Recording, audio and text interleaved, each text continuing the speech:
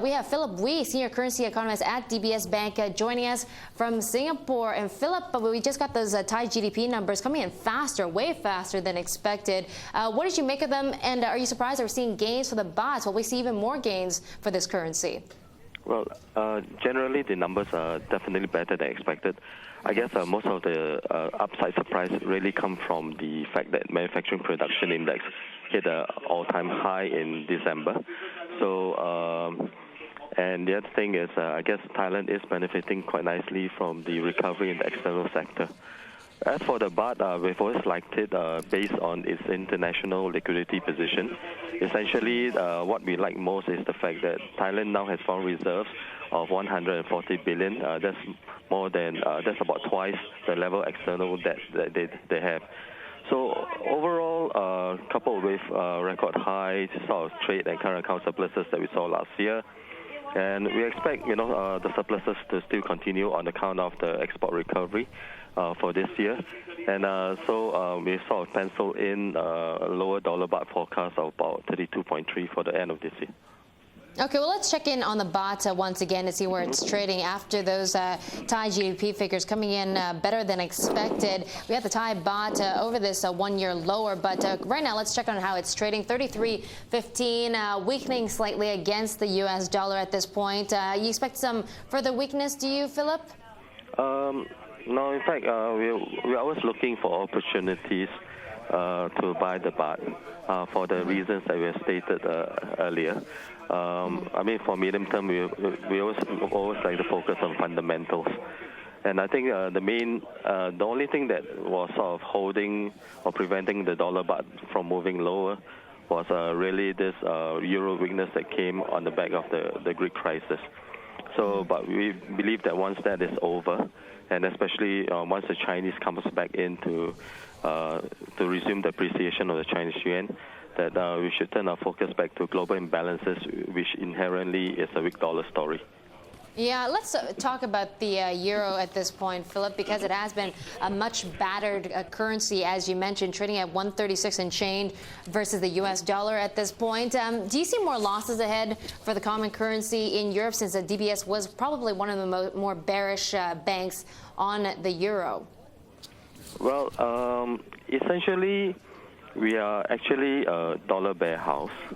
Okay, for this year, I think the major challenge for not just us, but I think for most of the players, is that we are sitting on a tiger that we are afraid to get off. That tiger I'm referring to is the Chinese yuan story. So if you look actually at most of the forecasters, they are still inherently dollar bears.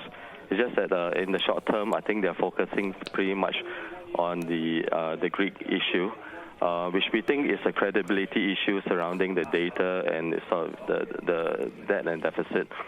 And but once an end game, we remain mindful that the market has record short positions, and that once an end game materializes, like what we saw in Eastern Europe last year, also about this time, that the euro can actually, once unwinding come, euro can actually also, it's a two-sided risk. It can also bounce back up again. Okay, Philip, you mentioned that DBS is a euro bear house. At this point, you were predicting maybe a dollar bear. Sorry. Yes. Okay. So what about for the euro? Because your euro forecast was 138 against the U.S. dollar, which was one of the lowest, on the street. And right now, the euro has already broken through that level. So where are we going to see it end up at? Well, we're still keeping the 150 by the end of the year.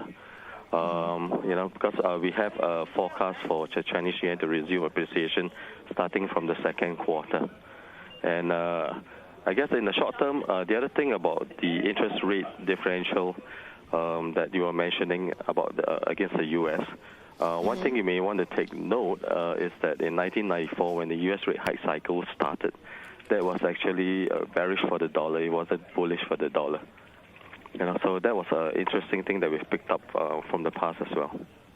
Okay, so where do you think the dollar is going to head then? Maybe against the yen, you're looking for 150 versus the euro currency. What about versus the yen and other major ones?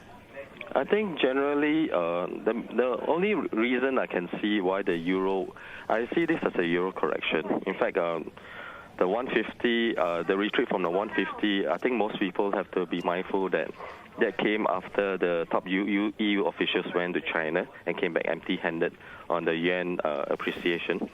And so they felt that since this was a U.S.-China problem in terms of the global imbalances, there's very little reason to why the euro should continue to bear the burden of adjustment without a reciprocal yuan appreciation. So at this point, I would still like to view this as a correction and not a structural play. And I think there's a big difference between markets trying to link the Greek crisis with the ERM crisis that we saw in 1992. Back then the single market wasn't formed yet, and today it is formed. And there is solidarity as well. Right now, at least there are signs of that emerging.